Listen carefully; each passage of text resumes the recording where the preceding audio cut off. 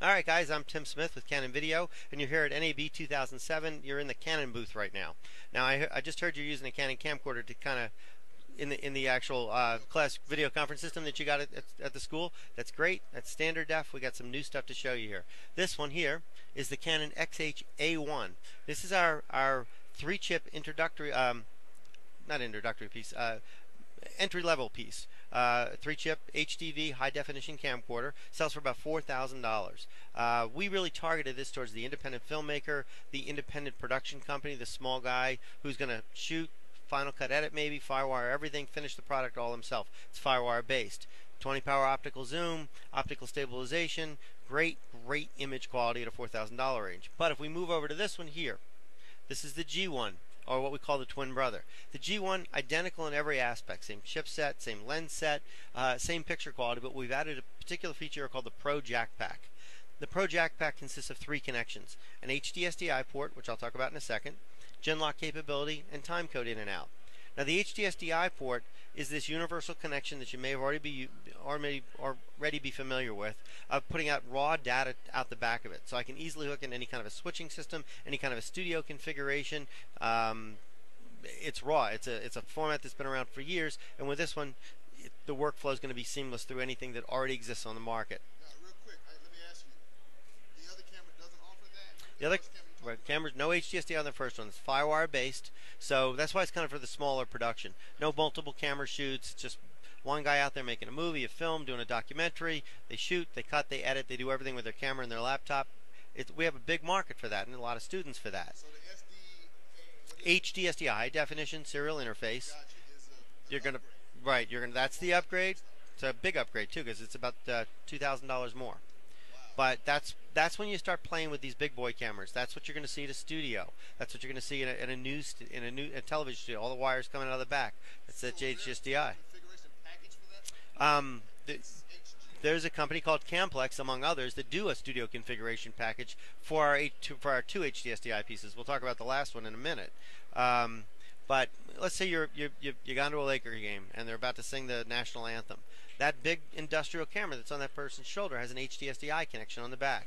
If that camera went down, you could plug this one in. It'd be seamless. It's a universal port. So we've really adopted that on a camera in a really inexpensive range. You got it on a $7,000 camera, and you got it on a $70,000 camera. So it's a great learning tool, but it also high def, great image. The other one we mentioned though was this H1.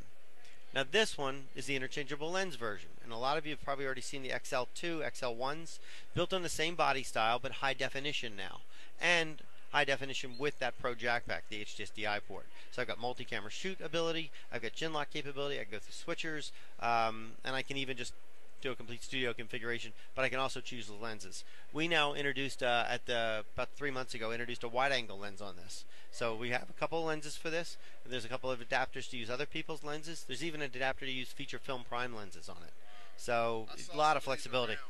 Oh, a lot of attachments to them that were amazing. In this show, they're everywhere in every configuration. There's a whole industry of people building stuff just to fit on this camera. So, you know, a lot of choices. We're looking for a whole family. Okay, we go from 4,000 to 7,000 to 9,000. All right, but since I got a chance to talk, I want to mention this one real quick too. Okay?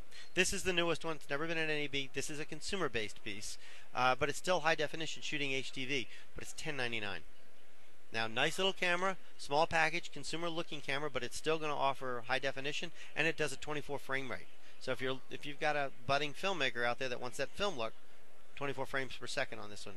HDMI port on the back, easy connections, Firewire, and it's a deck. It actually works as a deck that plays all of these other tapes as well. Nice little camera, $1,100. Now, you may or may not know of any services for students or any communities on your website or anything. Do you know of anything that Canon offers to assist students in production and learning this equipment and learning the new technology and whatnot? There's a couple of good sites. I mean, the Canon site is pretty much a marketing site, but if you're looking for a lot of knowledge, I would recommend a dvinfo.net site. Great site, a lot of information, a lot of end users on there, a lot of people really doing it, that are really shooting with these things. They're posting their clips, they're telling you how to do things. Great site. I go there all the time. I learn a lot on that site. Okay, great.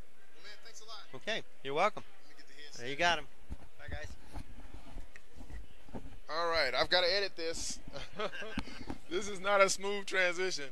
But anyway, we're going to go ahead and we're going to move from here. We're going to move from here onto some other, some of the other booths. Obviously, you all know I'm kind of partial to Canon.